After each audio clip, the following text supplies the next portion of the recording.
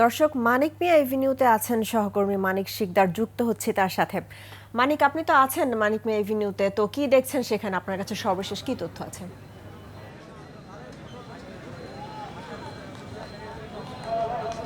রাহি, কিছুক্ষণ আগে আসলে জাতীয় নাগরিক পার্টি যে নতুন দল, একটি ঐতিহাসিক ঘোষণার মাধ্যমেই কিন্তু আজকে এই নতুন দলটি গঠিত হলো। আপনি জানেন যে জুলাই এবং আগস্ট অভ্যুত্থানের ফলশ্রুতিতে জাতীয় নাগরিক কমিটি এবং বৈষম্য বিরোধী ছাত্র আন্দোলন, এই দুইটি সংগঠনের সমন্বয়ে কিন্তু মূলত গঠিত হয়েছে তরুণদের নিয়ে এই রাজনৈতিক দল। আমরা যেটা শুনেছি এবং আপনারা যেটা দেখিয়েছি আমরা দর্শকদের এর আগেও, যে এই রাজনৈতিক দলটি মূলত তরুণদের নিয়ে গঠিত হয়েছে এবং এর আহ্বায়ক হয়েছেন নাহিদ ইসলাম, যিনি বৈষম্য বিরোধী ছাত্র আন্দোলনের প্রধানতম একজন নেতা ছিলেন। এবং নাহিদ ইসলাম ইতিমধ্যে কিন্তু অন্তর্বর্তীকালীন সরকারের একজন উপদেষ্টা ছিলেন। সেই উপদেষ্টার পদ থেকে অব্যাহতি নিয়ে তিনি এই নতুন যে সংগঠনটি তৈরি হলো, সেই সংগঠনের আসলে গুরু দায়িত্বটি তিনি কাঁধে তুলে নিয়েছেন। আমরা যেটা শুনেছি এবং দেখেছি যে যারা রাজনৈতিক দল যারা এসেছেন, বিশেষ করে বিএনপির পক্ষ থেকে রুহুল কবির রিজভী এসেছেন, আমরা দেখেছি জামায়াতের সেক্রেটারি জেনারেল এসেছেন, এছাড়া অন্যান্য বেশ কিছু রাজনৈতিক দলের নেতৃবৃন্দরা কিন্তু এখানে এসেছেন আজকের এই আত্মপ্রকাশ অনুষ্ঠানে।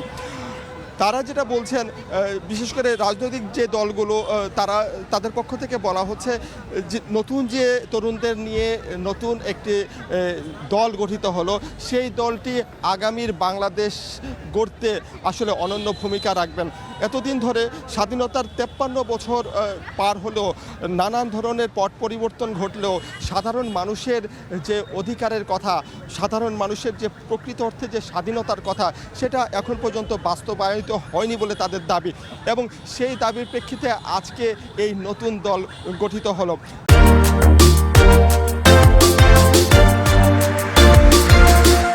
এই দলটি মূলত বৈষম্য বিরোধী, বৈষম্য নিরসন করে একটি সুন্দর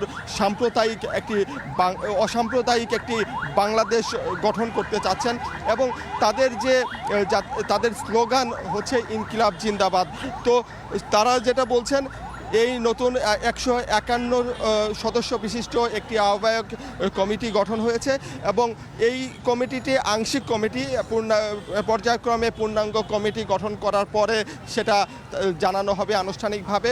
তবে এই দল এখন আসলে কতটুকু সাধারণ মানুষের জন্য অংশগ্রহণমূলক হতে পারে, সাধারণ মানুষের আশা আকাঙ্ক্ষার কতটুকু বাস্তবায়ন হবে, সেটাই আসলে এখন দেখার বিষয়। তো রাহি, আমার কাছে ছিল এই পর্যন্ত সর্বশেষ তথ্য।